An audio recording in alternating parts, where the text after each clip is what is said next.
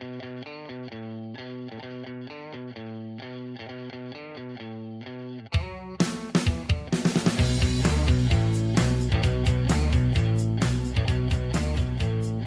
along, everyone, to episode 1 of Do Fat Ginger's podcast.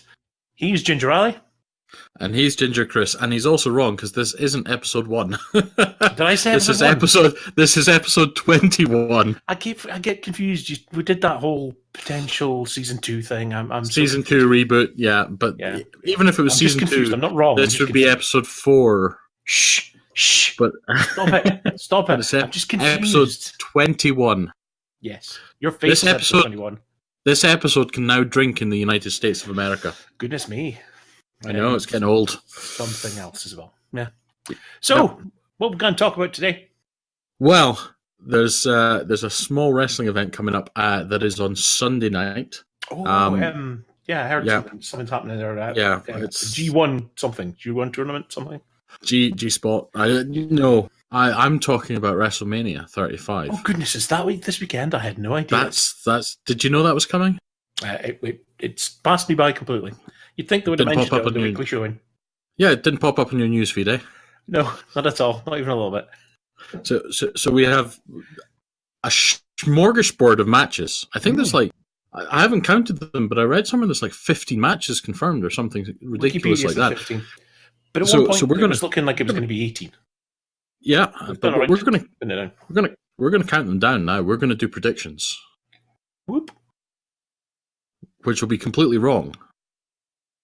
Mine will be. For any singles match, if we choose opposites, then one of us will be right. But we're not going to do that. We're not just going to be contrary for the sake of being contrary. Against all of my better judgment, that's true. Yeah. So, okay. Yeah. Well, so what you just showed me is, shall we go in from the order that we believe are going to get shown? I think this is the order. Well, it's the order that's listed on this website. So okay. Should we reference the website? Should we give them a shout out for having this so easy for me to find?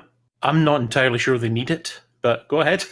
It's a small company called cbssports.com /WWE. There you go.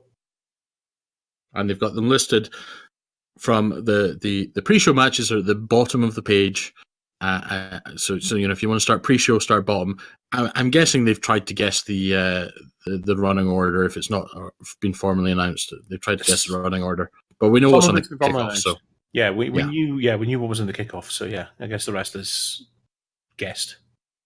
Yeah, but okay. Well, so first of all, we've got the Women's Battle Royal. Do you really think that's going to be the first thing we're going to see? Well, it could be, because then the women top and tail the entire show, don't they? Yeah, I suppose that's true. First match, last match.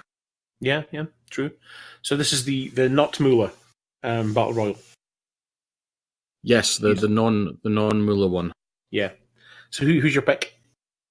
I've got to go with Asuka because they took the title off her. They got to give her something, Yeah, I would agree. I mean, there's a lot of people could do more with a win on this. Because I think if they give it Asuka, there's every possibility that they'll waste it.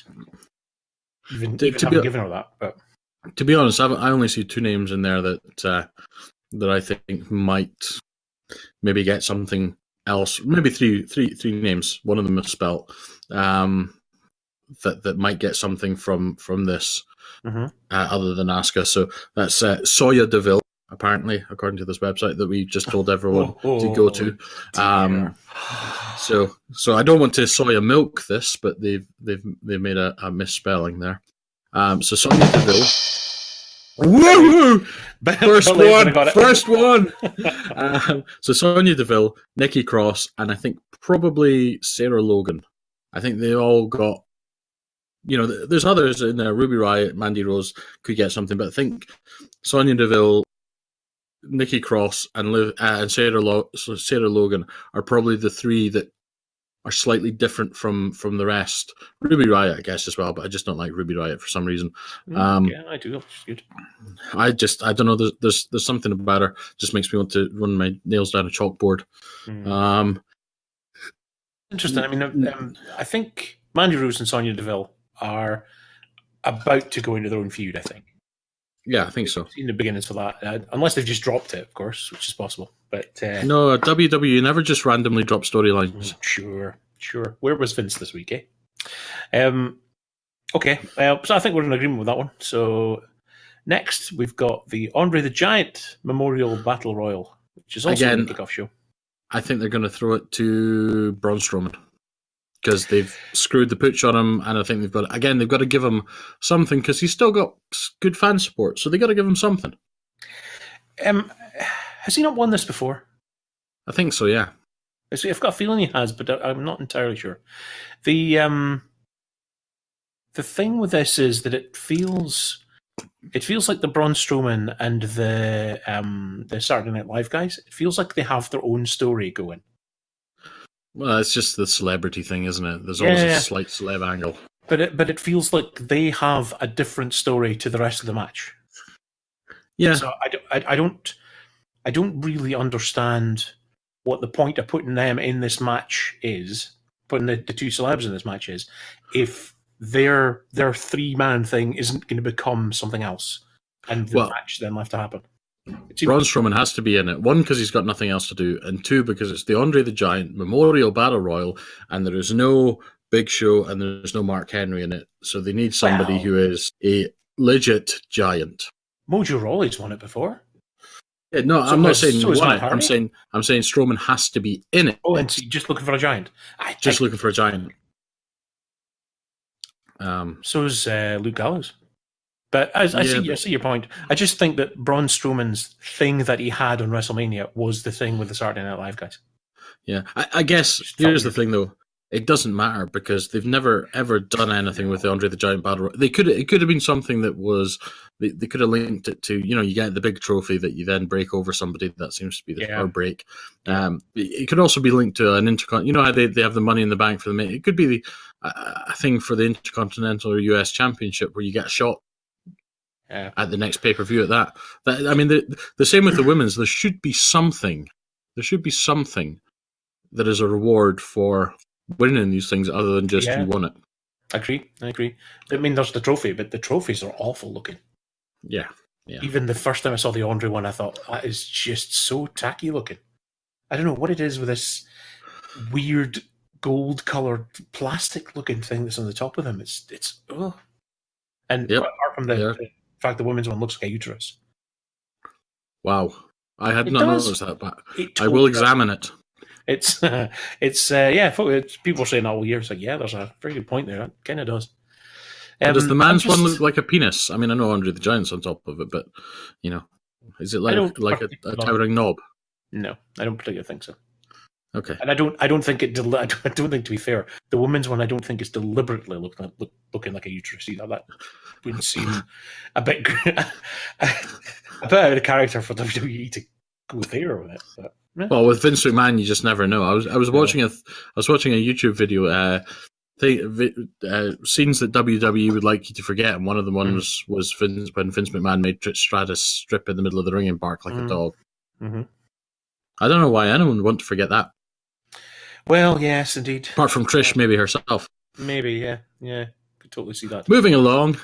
Just a thing on the Andre the Giant thing. I'm looking at the list of confirmed entrants here, and I noticed that fair enough. We've got Bobby Roode, Chad Gable. We've got Victor and Connor. We've got Luke Gallows with Carl Anderson. We've got Matt Hardy, Jeff Hardy. We've got Otis, Tucker, EC3, all these, and we've got Lucha House Party. Was this just because CBS didn't know who was in Lucha House Party, or? I thought you were going to go with the fact that they've got Ali in there. No. Damn it! Did you not know that you were in this? I completely forgot, to be honest. But now that you've reminded me, I'm away to buy myself some extra baby oil. Yes, I think you should. Because I want to look smooth, shiny, and slippery, and shiny. Nice, it's so shiny. Braun Strowman. I can't see. I agree with you. Unless something weird happens that the three of them get split off, I can't see it not being Braun Strowman. So, assuming that he is not out of there quickly, Braun Strowman. Yeah. If it's not Braun Strowman, because I still think there's something weird going to go on there.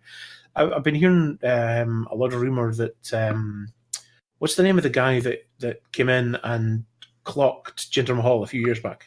Rob Gronkowski. That's the one. He's not listed there as being in it, but the Gronk. Yes, is he listed? Did I read that? No, he's not. He's not there. No, okay. Funny, I thought I saw the word on the screen somewhere. But then he might be involved in it in some way. Be interesting to see if he came on and did something. But I don't know. Ultimately, if they were to use it for something, I'd be happy with an EC3 win. I'll be honest. Yeah. Or shout out to my man Heath Slater, fellow Ginger. Yeah. And thoroughly nice fellow. Yes, he's got kids, don't you know? After we met him that time. His wife was carrying and expecting, so he does have kids. Mm-hmm. All right, so I think, Cruiserweight Championship night then. Buddy Murphy versus Tony Nese. Sorry, what championship? The Cruiserweight. That's better. We can't say that now. Yes, we can. Pac isn't even there anymore. Pac was never there. Neville was there. No, that's true, but he's called Pac now, and he's not a nice man. He made a child cry. He made a child cry. That's amazing. So when Pac goes back to WWE at some point and becomes Neville again, is he then ex-Pac? That's a good question. That's so confusing. That's going to confuse me. Mm-hmm. Mm-hmm. Yes. But yes. I mean, he was technically ex-Pac before then, wasn't he? Yes. Yeah, it's all strange. So completely disrespecting Buddy Murphy and Tony Nese totally. Not talking about them when we're supposed to be talking about them. It'll be a good match, right? Buddy Murphy's fantastic. Absolutely marvellous. I don't really know Tony Nese very well, but... it'll be like gymnastics. Yeah, it'll be a lot of loopy stuff. What do they call it? Flippy shit. Flippy shit, as Kevin Nash likes to say. Yes. We hit somebody in the face with a chair when we land on them with 180 pounds of weight, and they get straight back up and bounce around again. Yeah. I just don't have an opinion on this at all. That's I think it's going to be Buddy Murphy, but that's just flip a coin. Yeah. I care very little about Cruiserweight. I cared more when obviously Neville was there because he could do the flippy shit, but he also had there was more of an element of realism about it. It was a character. Last year's Cruiserweight Championship match, was it was flippy shit. I remember watching it going, well, this is all very athletic, but you've just jumped off the ring, jumped off the top rope, need somebody smack bang in the face on the ground, and they've just jumped up and done a spin kick on you, and it's like, you haven't played the game. He comes later. Yes. All right, well, there's a story in itself. Yeah. So allegedly, then we're on to the main card now, which would have us believe that they start with the SmackDown Tag Team Championships. So that's the Usos versus Ricochet and Aleister Black versus The Bar versus Rusev and Shinsuke Nakamura, which I really think that Rusev and Shinsuke Nakamura deserve a name for their team. Shinskev or Ruske or Ruskamura, or there should be something, right? I've heard nothing.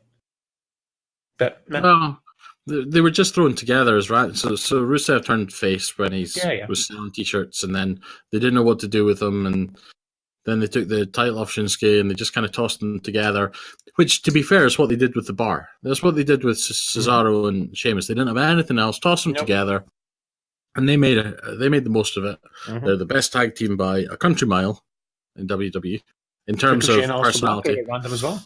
Yeah. That's just an NXT relationship, isn't it? Mm-hmm. I mean, there's nothing else there. Nope. So you got to think. It wasn't even an NXT relationship as in a tag team relationship until they went back. They're just from NXT. Yeah. But this will be their third tag team match in 7 days. Third tag team title match in 7 days. Yeah, you got to think they might pick it up. I don't know, because... Well, they've just won the Dusty Rhodes Classic, haven't they? So yes, and that's why they've got an NXT Tag Team Championship on Friday. Yeah. I think that it would be more interesting to have them as NXT Tag Team Championships NXT ones work in NXT and the main roster with the NXT titles with them on the main roster. I think that's interesting totally for them interesting. to do both. Work both shows with both titles. It seems. I don't know. I don't see it being the bar. I don't see it being Rusev and Shinsuke. I think unfortunately they're just there to possibly to take the pin. Or just to give them something to do on WrestleMania Maybe Day. the Usos retaining would not upset the crowd. No, So I think it's Usos or Ricochet analysis. We seem to be agreeing on everything. So so far, let's go on to the next one, which is here we go. looks like Kurt Angle and Baron Corbin. Yep, big baldy Baron Corbin. I think it's big baldy Angle, and I think there's going to be a twist somewhere. Yeah. I think there's got to be something. This can't be the farewell match on its own. I had a thought this week about this. Okay, hit me with it, baby, one more time. So nobody is interested in Angle versus Corbin singles, right? No. Angle doesn't seem to be able to go anymore, and Corbin is not a good enough wrestler to carry him, it seems. Not a style that would complement. No. But Corbin is rarely a singles wrestler now. Usually he has buddies. Yes. So how about that? So this is what I would fantasy book. Maybe it's not fantasy book, but this is what I could see happening easily. So sure, I'll plump down for this. That Corbin starts beating up on Angle, and either buddies come down or he starts to use weapons or something like that. But something happens so that the odds get stacked against Angle, and then Cena comes out to help. Well, there is the rumor that Lars Sullivan might be making an appearance, and John Cena has something unannounced lined up. So that could be that Baron Corbin or Kurt Angle wins in a quick match or something like that. Baron Corbin snaps. Lars Sullivan comes down because he's a big bad man. Yeah.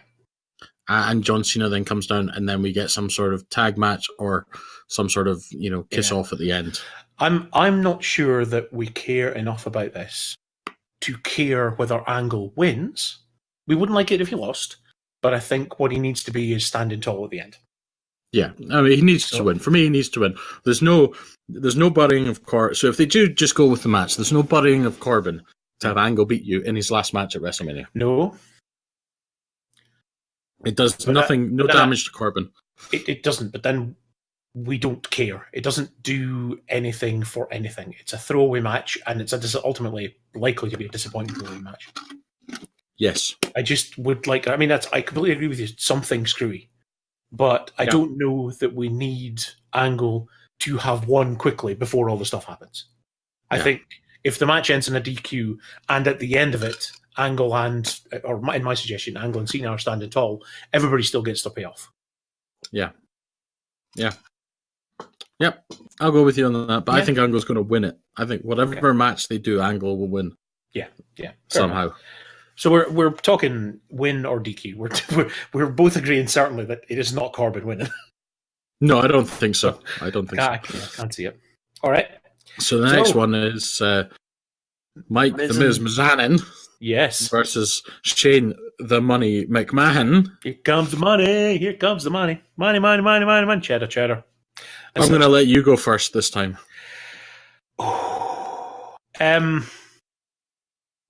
It is. I was trying to think about this, but I was trying to tactically work out what I thought they were going to do in terms of the numbers. Just simply in terms of at WrestleMania, do the baby faces always win? No, I don't think so either. But at the same time, I can't specifically remember instances of them not. But I am conscious that if I say the Miz here, which I think it has to be, that's another babyface win, and they have all been so far. Yes, I think it's the Miz as well. And if McMahon wins, we riot. What does Shane jump off? That's really the thing we want to know here, isn't it? I think he jumps off his own ego. No. Is that too high? No, it's not high enough. I heard somebody say yes, it is. The idea. Jumps off the WrestleMania sign. Somehow, because with its false count anywhere, they could end up anywhere, couldn't they? Could be. He could jump off of his dad's wallet. I'm not sure he would. I'm not sure that would fit in the stadium. It's anywhere, but I don't know that they'll. I don't know that they'll go to McMahon's Scrooge McDuck tower full of money. He'll dive into the gold coins. Mm-hmm. He's gonna. He'll either jump off something or they'll settle for the coast to coast, which he seems to struggle to do these days. Yeah. I could see both happening. Maybe he misses a coast to coast. I don't know. It just seems this has been fine from a promo thing, but again, I'm left at the end of it going, I don't really care. As long as Shane McMahon, yeah, because Miz deserves more than what he gets a lot of the time because he is one of the guys that has underpinned, both brands and a lot of damn good feuds for the last sort of 5 or 6 years. Yeah, and he can deliver. Yeah, that's it. He's not bad in the ring. He's an excellent promo. I remember him and his missus versus John Cena and Nikki Bella, and I remember the promos they were doing in the run up to where they were making fun of John Cena's house rules, and I mean that was just brilliant. It was fantastic. I haven't laughed that much in a long time at wrestling. So I think the Miz has got to take it. They can't have Shane win. I mean, really. Not unless they're intending to do more with this. Yeah, unless it's some sort of screw job that brings in somebody else to feud with the Miz. But I don't enjoy seeing Shane McMahon wrestle. He's not that good. No, you always think he's going to kill himself, which was fine. When he came back after being away for such a long time, that was fine. That was as a one-off if they'd left it. But I just don't like you. I lack an element of interest in this.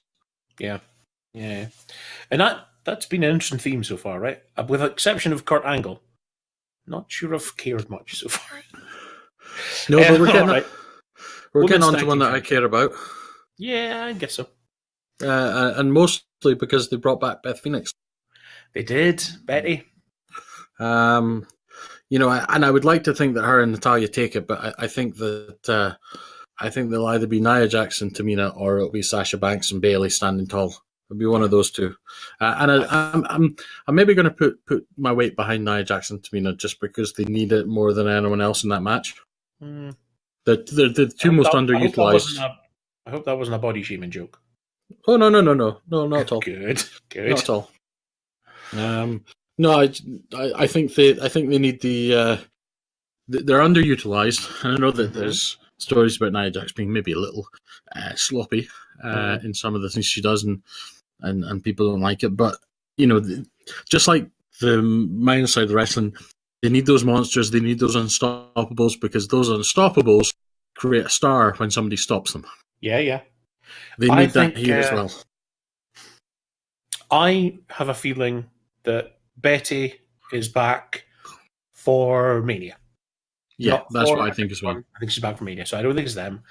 I would like... I mean, I think the Iconics are a great promo. They're irritating in the most wonderful way. Yeah. But I think it is... I don't think that Jax and Tamina need to win at Mania. I think they can win at the next pay-per-view or the next time they're defended. I think Banks and Bayley will get more out of cementing their holding each now. To be honest, I think Banks and Bayley are better if they're chasing things. So I'm plumping for the heels. You can plump for the faces. Yeah, I'm going to go Banks and Bayley on this one. I think Banks and Bayley. Okay. Banks and Bayley get the cementing out of it, and then Nia and Tamina can win it in the future. Still get all the heat from doing it and can keep it for a long time. And then I think in terms of Mania moments, again, it's babyfaces winning. But I think the two of them with the gold is the visual. So the next one then, US title, which might be off. Rey Mysterio's hurt, isn't he? Yeah, apparently so. So I'm not sure what happens with this if that happens. I think they'll substitute somebody in. This could be where they've got John Cena. This is maybe where John Cena shows up, because there were rumors that it was going to be a Joe Cena match anyway, and then Rey Mysterio was put into it. So maybe this is where Cena shows up. Mysterio pulls out, but announces Cena's replacement or something like that. It's either way, I see Joe going home with the gold. Yes. They've just put it on him. He's too big a force for the. He's not the tallest of guys, but he is a beast. He is a bit of a monster, and I think they have played him that way since he came in. Even when he loses, he's still a beast, and I think they're just building momentum behind him now, to the point where they will. Can you imagine 6 months down the line a Samoa Joe Kofi Kingston feud? I mean, that would be amazing. I never thought I'd say that, but that would be amazing. And yet, I'm not that interested in this match. I mean, I know Rey Mysterio can go, Samoa Joe can go. I've seen it, but they just, in both cases, to be fair, no, I think Rey Mysterio gets let off the leash. Rey Mysterio does what he needs to do, does it well. I get the impression that Joe isn't let off the leash. Joe can do more than they're letting him do. But again, he's got a history of hurting people. Has he? By mistake, yes. Well, I mean, it was Natalia's husband. It was the muscle buster that ended his career in a dark match. Was it Joe that did him? It was Joe that did him in a dark match. Again, he's done his move. AJ Styles has injured a few people with his finisher, but he has a style which is rough and ready. And if the guy at the other side isn't up to pace at the time, then I wouldn't say he makes mistakes, but usually there's something, and he has a very hard hitting style. That's what makes his matches so entertaining. But I guess it also carries with it a little bit of danger that you maybe get away with more in the indies because it's less exposed, or the smaller. But on WWE, on PG, I mean they put the shackles on him a little bit. That gets me. Yeah, it's a speed and power that gets me. I don't know that I've ever seen a guy that size move that fast. It's hugely impressive to see it going. And I would like him and Owens both. Kevin Owens is another. Yeah, especially two big guys with that. Kevin Owens, also, who is it? Kevin Owens isn't on this at all. I don't think he's even in the Andre the Giant. No. Nope. So maybe Kevin Owens comes into that match against Samoa Joe. There you go. Yep. Maybe so. Maybe that's why he's not been announced on the Battle Royal yet. But maybe that's what happens, or maybe Owens comes down for the Angle match. I mean, I can't imagine they brought him back. I can't imagine they're going to not do anything with him. No, it seems odd, but they've been keeping him away from matches. There's a certain amount of I mean, it's just I'm seeing the parallels with the chat show angle of it, but nobody's telling me that Alexa Bliss is proper clear to wrestle when she's still doing her Moment of Bliss stuff. And you just are sitting there wondering if they're being a bit cautious with Kevin Owens. Maybe. Yeah. But either way, Joe's going home with the belt. Yes, I think I can't disagree with that. Next one, Lashley versus Demon Balor. I really don't know with this one. No or care? Either. Again, and I'm a big Lashley fan. I like Lashley, and I love Balor. But again, they've built the top of this card very, very well. Yeah. And the bottom of it really poorly, which isn't uncommon, I guess. Yeah. But in fact, I mean, it's everything apart from the top. But I'm hoping this will be a great match. I really don't know. My head says Finn, and my heart says Bobby. I don't believe that Demon Balor has ever been beaten since he came to the main roster. Did Lesnar not beat him? Not the Demon. Was it another Demon? No. This has been the joke that I've been seeing a lot of the YouTubers talking about. Is that all right? Okay, so for Bobby Lashley in the Intercontinental Championship, you'll wheel out the Demon, but he won't bother for the Universal Championship. But but I mean, it's just makeup, right? Yeah, it's a bit showmanship. Yeah. I mean, I'd really like Bobby Lashley to get a good run as a dominant star. I mean, I really, really hoped that we were going to pull the trigger and we were going to see a Lesnar-Lashley fight. I would have loved it. Yeah. Just two bulls, as Jim Ross would say. We still could. Lesnar's apparently going to be in Arabia, so it's going to be interesting when we get to the top of this card. Mm-hmm. We still could. I just don't know. I would like to see all the talk that Bobby Lashley has all this potential and stuff. I didn't particularly like him. I thought he was like a vacuum of charisma when he was before he left, and he hasn't shown anything less than that when he came back. So I'm not enthused about him with the champion. Even Leo Rush, a fantastic heat magnet, but it's not really working for me. I'm told he can do more. Was it like he had nearly every single title in Impact at one stage? Yeah, he was a title magnet there, and he was huge at that stage. I've not seen any of that. I presume there's more to him. There's more to him in Impact than we've seen in WWE. Like Joe, he's a big guy, but in a different way than Joe. But he's fast and he's explosive. In a way that very few are, other than Lesnar's a bit like that. He's got, when he ramps up the work rate, he can go. Yeah. Lashley's like that. I think the problem is Impact was far less character driven than Raw or SmackDown is. So when he was on Impact, he just had to come in, dominate, go out. He didn't really need to say much. He was Goldberg. They've kind of tried to put a character. Yeah, they've tried to put a character around him here that doesn't fit necessarily, and they're struggling to find him. But if they just loosened it off a bit and just had him as someone who really didn't need to do that much talking or explaining of why he did things. Yeah. He's not a Lesnar that needs a Heyman, because Lesnar cracks and smiles too much, and but he doesn't really need a Leo Rush. I don't think. But as I say, I hope Bobby's going to go home with it, because I think he deserves to keep the belt. I think he deserves to win at Mania. Not that Finn Balor doesn't, but Finn's got he's got bigger titles in his future. I'll just for the sake of balance, I'll go Balor in this one, but for no other reason than to see. So we said we weren't going to be contrary, but okay. Yeah, I mean we can choose to be contrary. You can just for you've been contrary by saying that now. No. Anyway, moving on. Yes, maybe Trips right. Versus Bats. Now this one I do care about. Yeah, me too. And I've had a good long hard one since we last discussed it. I think that is. And I saw an interview with Triple H just today, where he said Vince McMahon told him he needed to come back for this match with Batista at WrestleMania. Vince McMahon told Triple H he needed to come back for this? Yes. Interesting.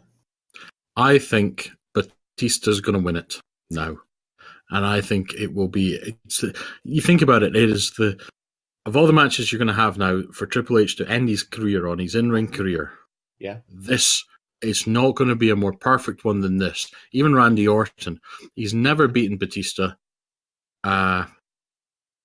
which makes you kind of drives you towards the direction where he's going to get his win now because Batista's... But I think they might pull the screw, and I think Batista might win this one. Yeah. And they both go out together.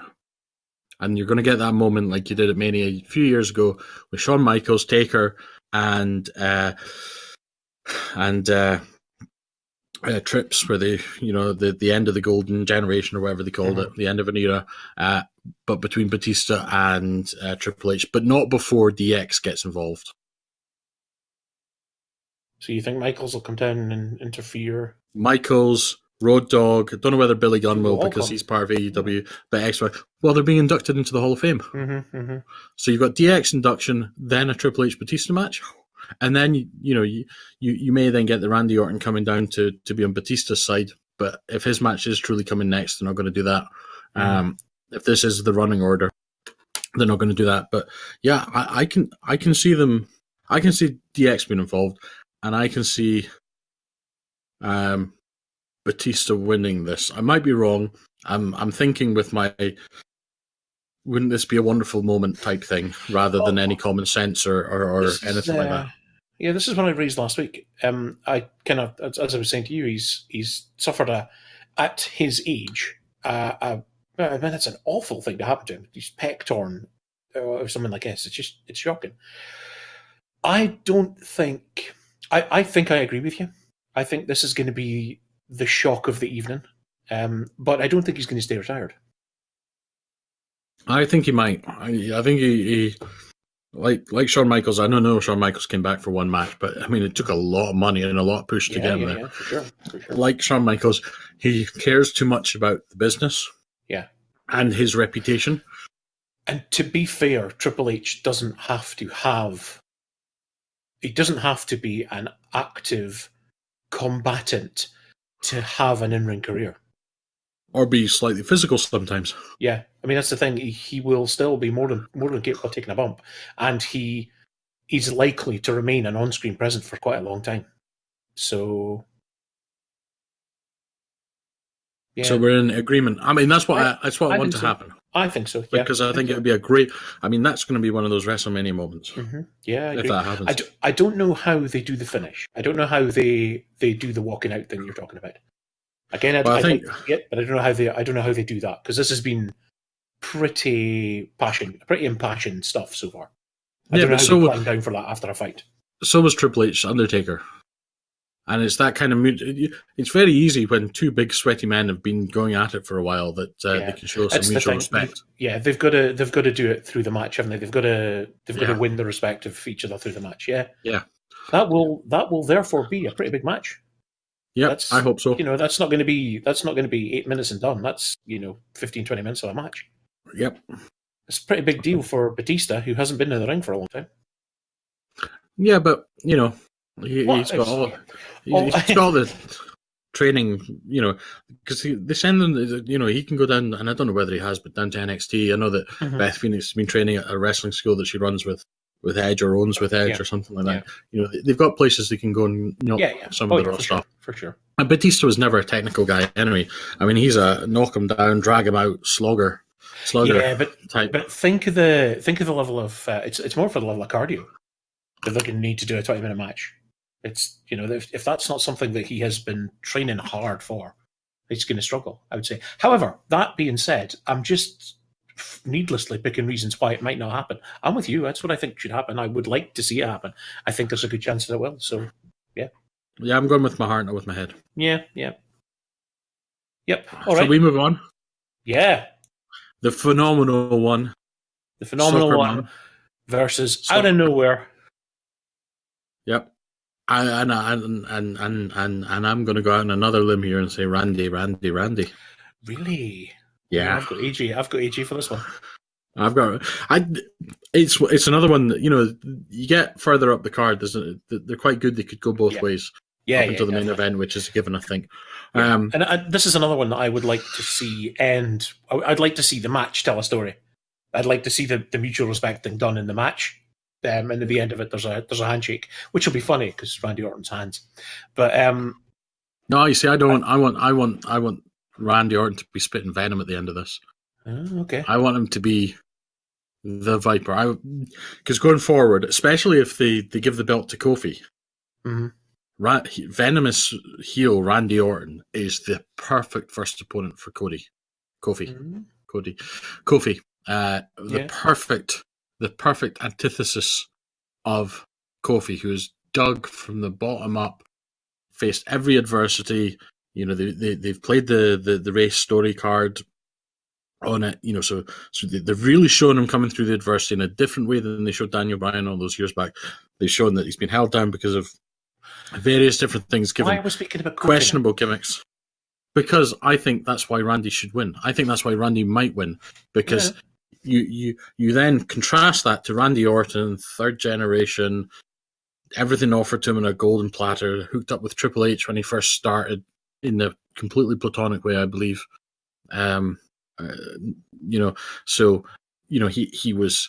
He was rocketed to the stardom. He was pushed to the very hilt, and it is give Randy Orton the win. And if Randy wins and Kofi wins, you have the perfect follow post Mania story. I don't see it. I think the push to the moon thing, Randy Orton, that's too similar to what they've just done just now. I mean, that's what AJ Styles has been doing. Essentially, he was handed a career. That's an argument Styles has made in the last couple of weeks. Well, too similar there. But I don't hate the idea of Orton and Kingston. Not just Orton, but venomous Orton. Venomous Orton, yeah. Nasty heel Orton. bastard heel Orton. But I Randy Orton do not is hate your the brain. idea at all. But this is one of those, again, I'm not so fussed about who wins it. I just would think this has got the potential to be a really good match, and I really hope that it is. It will be. It'll be fantastic. Mm-hmm. But yeah, I would say Styles on this one personally, just because you got soccer mum against somebody who looks like a wife beater. Mm-hmm. Yeah. It'd be good. Randy, and I'm a big AJ fan as well. So Well, I have all the love for Orton because I think he is just a man of pure class, and I have all the love for AJ before. Yeah. So we're on the because he touched your hand. It's we've crossed the streams here. Yeah. Oh well. Okay. Next, Reigns versus McIntyre. Reigns. They're not going to have him lose. Not on his. And it's a shame because McIntyre, again, when they're looking for heels to really push forward, McIntyre is the guy. He's the man. Yeah. So I mean, I wouldn't be 100% surprised if McIntyre picked up the win somehow, but I just can't see them doing it. No, I can't see 90-10. 90 Reigns, 10 McIntyre. I'm not even that. I'm 100. I'm 100 Reigns here, but they have to tell a story that lets McIntyre come out strong. They have to tell that story. They cannot bury McIntyre. I think they will too. Yeah, I think they will too. But yes, so yeah, Reigns in this one. And again, I've got very little interest in the match other than for the two people because there's been very little build. But Reigns only just returned. They didn't have much time to do anything with it. No. And really, if I think about it now, if they'd held off Reigns' return till after Mania, and I know why they didn't, and I get why they didn't, because this to me could have been next year's main event. It still could. It still could, but you know what I mean. It could have that gravitas to it. Yeah. But we'll move on because I don't think other than that we think it'll be a decent match with two people that we like. One, because he had leukemia, and you're not allowed to boo him at the moment. That's not why we like him, but it's true. You read the things on the internet, that's what everyone says. And two, because Drew McIntyre's Scottish, and because Scotland's such a small country, he does know where we live.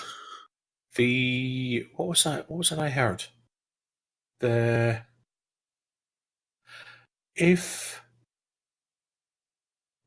can come to it because it's in like 2 matches time. It's the thing about McIntyre, but it doesn't matter. I can bring that into the conversation when we're talking about Ben. Yes. So yes, Brian versus Kofi. Kofi. I think this will be the feel good moment. Just the pure joy, because everyone will blow the roof off when Becky Lynch wins, but there'll be a different vibe if Kofi wins. I don't disagree. I can't see them not doing it. I'm still just not that enthused about Kofi as a champion.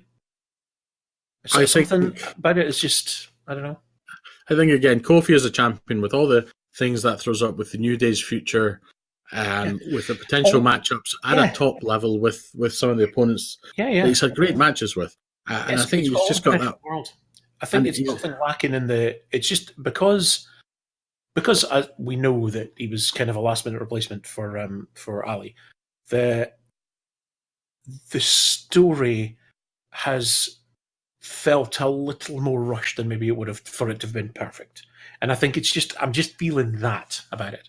I think you're absolutely right. I think it's when I think about him, when I think about his ability in the ring, I mean, his promo is a revelation to me. I was completely unaware that he had that capability in him. When they don't force him to do a fake Jamaican accent. Yeah. Well, they haven't done that for a while, to be fair. It's been like 7-8 years now since he was Jamaican. But yeah, I wholly agree with you. I think that there's some fascinating matches that he could have, much more fascinating than if it's Brian's got fascinating matches as well, I'm sure. I think the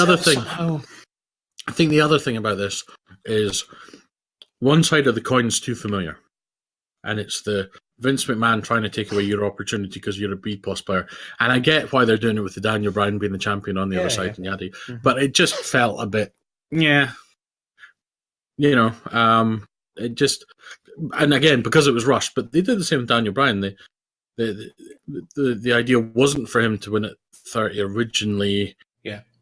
And then the fans got behind him so much that they just went, screw it, we got to go with this. We got to ride this wave. Yeah. And I think they're riding the wave with Kofi as well.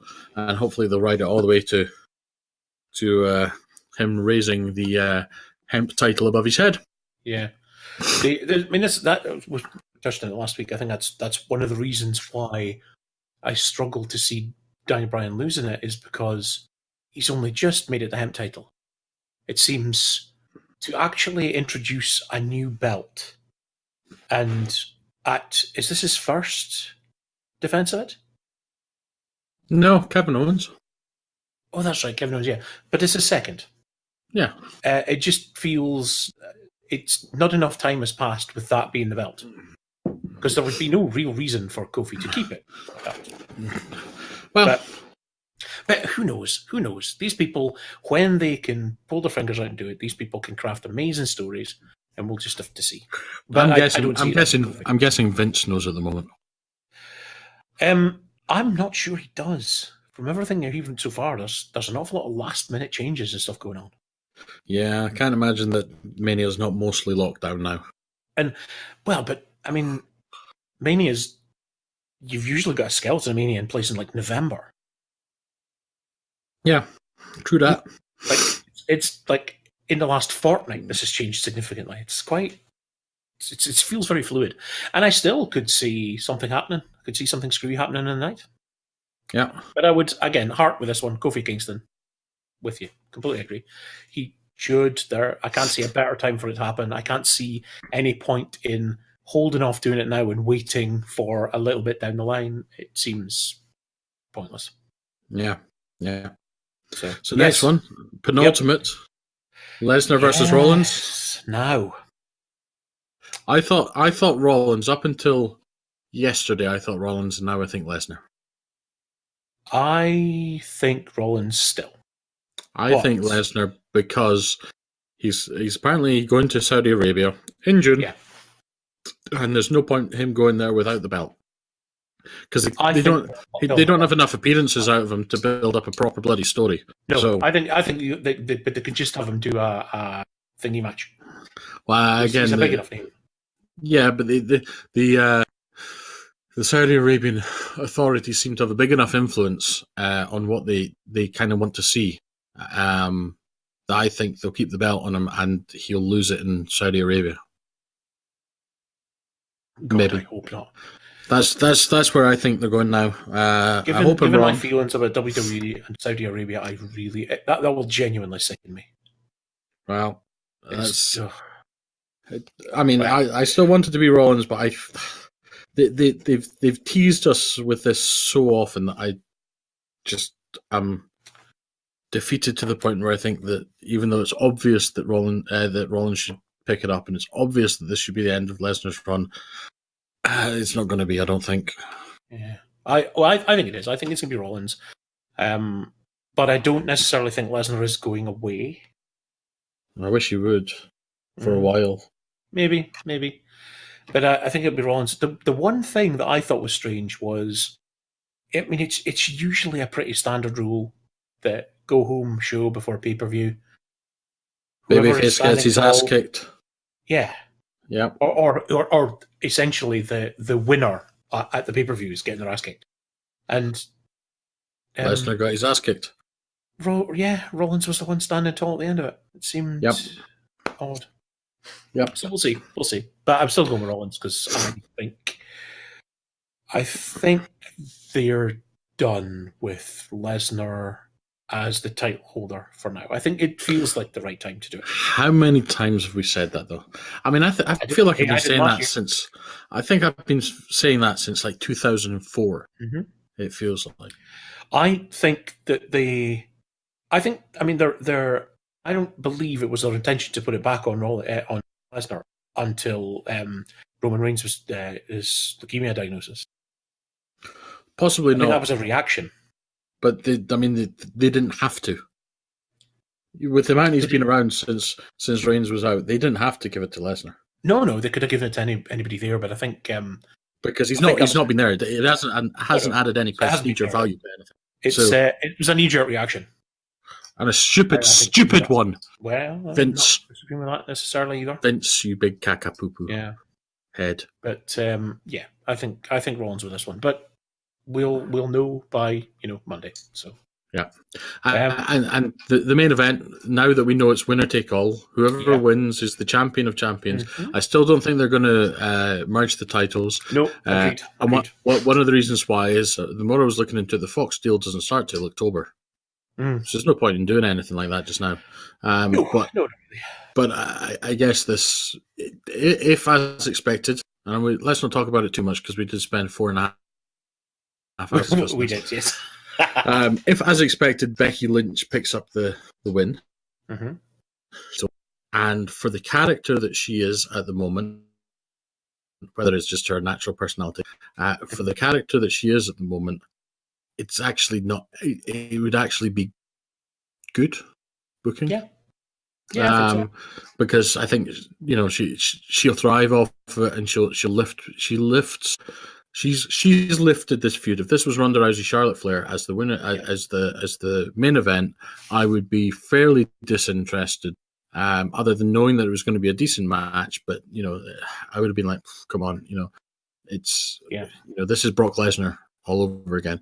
But by putting Becky Lynch in there, she's been the dynamo. And she's been linchpin to the 3-way feud. I see what you did there. That was good. And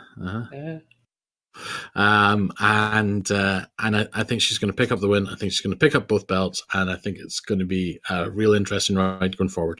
Mm-hmm. Yep, I don't disagree at all. I think it's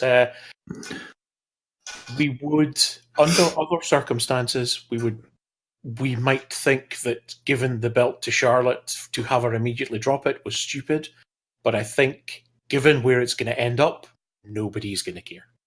It's going to be, sure, they did that to give it to Becky, but nobody minds that they did it to give it to Becky. I think that's the image at the end of the night, is her standing in the corner, both belts held up. Basically, Daniel Bryan and WrestleMania. Yep, I'm with you. All the things, definitely. Confetti following, Chris in the corner with his happy face on. Unable to speak because his throat's all raw with shouting. Yeah. Something that I was trying to remember on my way to this, I mentioned it a couple ago. Assuming she wins, which we believe she will be the first non-American champion in like a stupid amount of years. Amount of years. Is Jinder Mahal American? Jinder Mahal is Canadian. So I guess it must be North American. So North American, okay. Yeah. Yeah, the last one's probably the Great Khali, isn't it? Possibly, yeah. Yeah. I can't remember if it was non-North American. It might be the first European world champion ever. Well, no, because Sheamus. That's true. That can't work either. Yes, I can't remember. I can't remember what I read, but it could have been nonsense. You see, that's the thing. Whoever I heard say it could have been talking nonsense. Yeah, Finn Balor. Just 2 years ago. Yeah, it's a very good point. Yeah, I can't see why that would be. Female champion, maybe. I guess so, but that No, she's held the belt. She's held the belt. Yeah. This is a ridiculous non-argument. What did you read? What did I read? I don't know. It was bullshit by the sounds of it.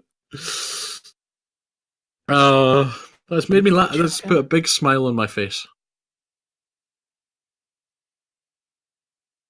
Oh, is it? No. Something. First person to hold all the belts of. I don't know. I really can't remember. I can't remember, but there was something portentous in the fact that was there, and it struck me at the time, but evidently didn't strike me well enough for me to remember. So yeah. So I'd like to ask you a question. You mentioned something about when you're talking about Drew McIntyre, and you went, "Oh, is that what?" Well, it was that right. element of thing, but it falls entirely apart now that I can't remember what this is exactly. And I've evidently misremembered a whole bunch of stuff around about it. So possibly Drew McIntyre not even remotely relevant. So who knows? So I'm looking at this picture on cbssports.com/WWE/news/2019-WWS blah blah blah blah blah blah blah. Right, and the picture link in the description below. Yep. Or not. Not, if we remember, I don't know. And the picture, apart from a ginger bearded fella who looks like he could be on this podcast, being in the background, he's our love child, isn't he? He does look a bit like our love child. Yeah. The picture is Ronda Rousey and Becky Lynch having a stare down. Yep. And something has just struck me as I look at this picture. No crude comments. Is it your wife? Please, Chris? No. She's downstairs, not realizing what I'm looking at. She probably thinks I'm looking at porn. So I'm looking at this, and one thought strikes me. Becky Lynch in this photo looks like what they wanted Ronda Rousey to be. Yes. That star power. Even the leather jacket. The leather jacket, though this one fits her, so the way she's standing, the facial expression, the whole body language and everything. And you look at Ronda Rousey, who's trying to do a mean face, which she's never particularly good at. She always kind of laughs, but her shoulders look slumps. She looks. Her body language says, "You've beaten me." And Ronda Rousey says, "I'm beating you." Shoulders are up and back, ready to pounce, ready to strike. Yeah. And Ronda Rousey actually looks, and I know it's character, so I know that Ronda Rousey is probably not scared, but she looks in that picture apprehensive at best, a little bit scared. I don't know. I think her facial expression for all, I kind of agree with you. Her pissed off face doesn't.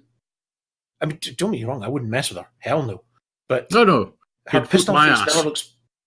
Yeah, she'd put both her asses without even breaking a sweat, I'm sure. But it always looks pouty or something about it. Just looks odd. But I don't get that she looks. I don't get that she looks particularly cowed there. I think she looks just quite relaxed, to be honest. I think. I mean, if you look at Ronda Rousey's MMA fights when she puts on her "I'm pissed off" face. Yeah, there's a big difference between Ronda Rousey's "I am actually pissed off" face and her acting "I'm pissed off" face. Yeah. Anyway, we've done the women. We've done the women too much, so to speak. Yes. So I'm very conscious of that. Those predictions they're very babyface heavy for me. They are. It will be accurate, but we'll see. But you got to go match by match. If you start trying to do I'm going to balance the card thing. You're not really going with what you think. You're going with you're trying to figure out what they're gonna, what somebody else might do, and what do you think is going to happen. But we're trying to see what will happen here rather than what we want to happen. And we've got a situation where we don't care. So, yeah, well, that's the problem. There's too many early matches where we're like, we think it'll be such and such. Yeah. But yeah, and I'll be honest, I don't think we're going to have time to do much else on this podcast unless we want to bore the shit out of people. Yeah, it's true. Well, I mean, let's very quickly cover. You mentioned something about movies. Let's very quickly cover movies because let's face it, next week there's only one thing we're going to be talking about. That's true, indeed. And that's our ginger love child in that picture. In this last 7 days, I've watched 2 excellent movies. Those are Spider-Man Into the Spider-Verse and Us. Okay. Which I saw just last night. Both excellent movies. I loved Get Out, so I've got a feeling I'm going to love Us. Yes. Oh yeah, I think if you like that, this is going to be just right up your street. It feels very of the same ilk. Yeah, and Spider-Man Into the Spider-Verse, there was a post-credit sequence after Venom on digital. I don't think it was in the cinema, on digital, that was from Spider-Man Into the Spider-Verse, which just looked hilarious. Yes, it looked hilariously funny. It was right at the very end of the credits. Yeah, he goes to a grave, and then an older Spider-Man turns up, and then he gets caught on a he gets caught on a train. This web shooter gets attached to a train and the train drags them through the city. Sorry, I had to cough there. Yes, I was all that plunking just heard. Yeah. Damn it. That's going to be some editing. Plunker. Right, no, leave it in. Leave it in. It's fine. We're professionals. You sound unprofessional. Okay, well. So, moving on.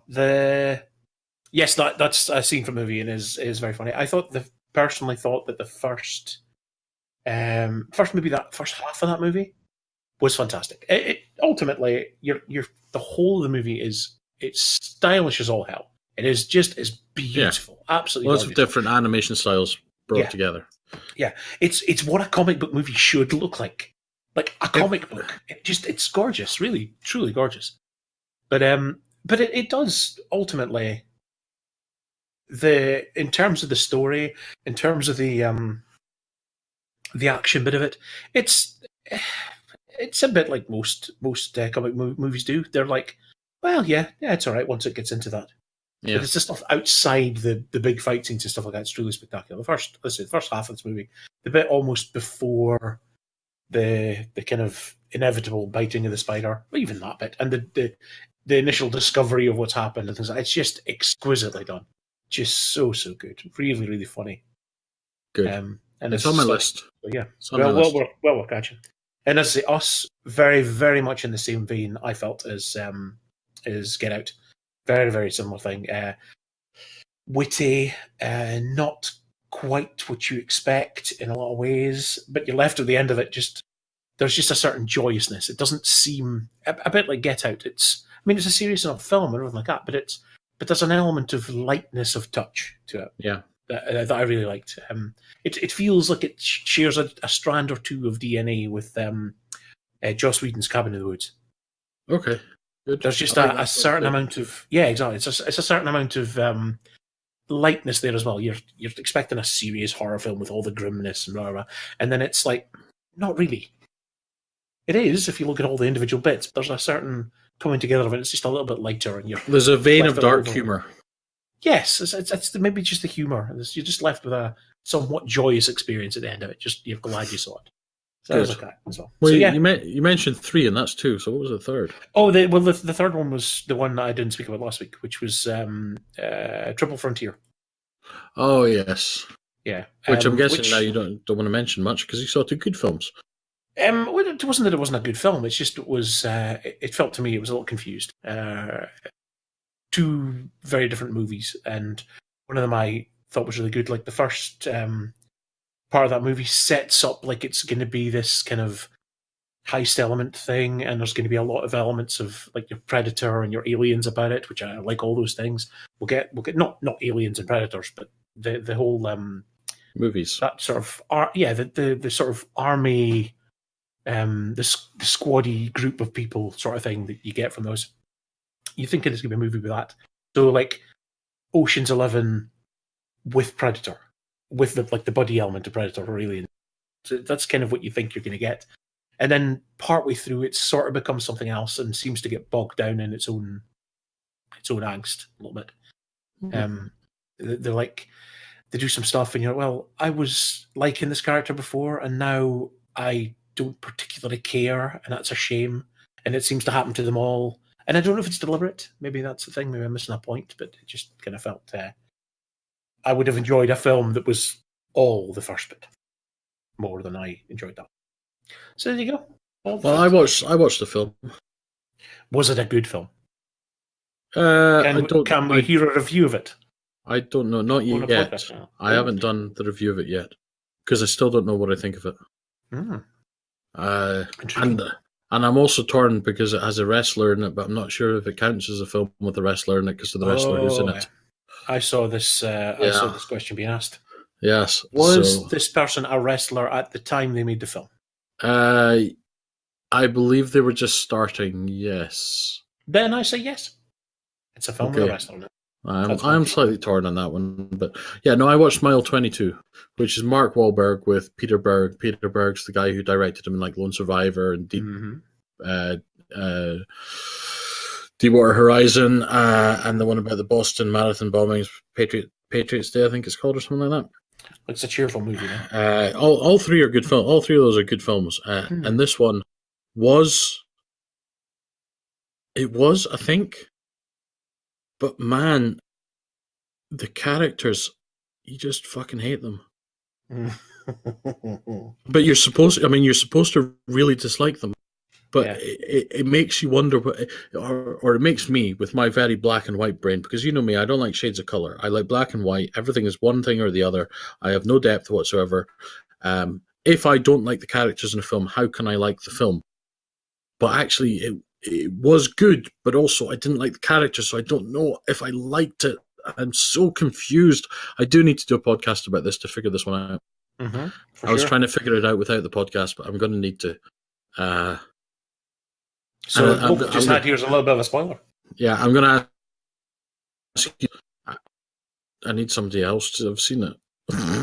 I can't promise. I've got a busy week coming up. It's got Rhonda in it. It's got Rhonda. Yeah.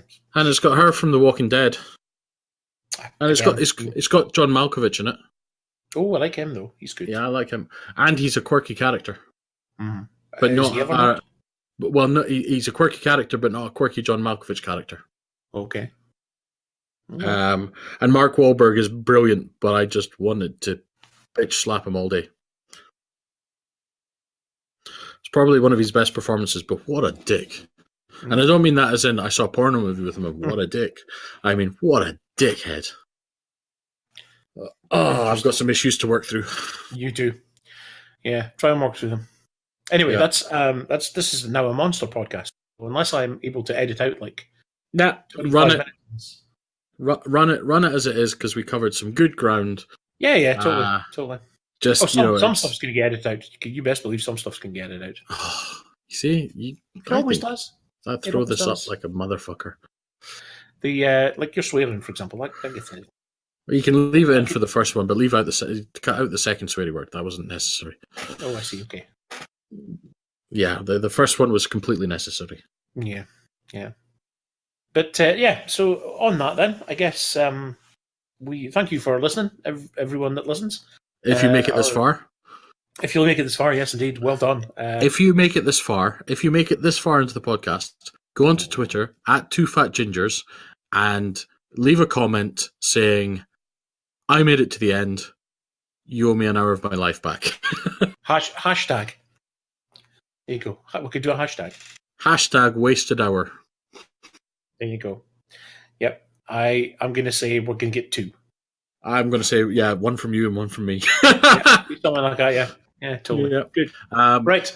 Well, I suspect next week is going to be all about what we have seen. All about the mania.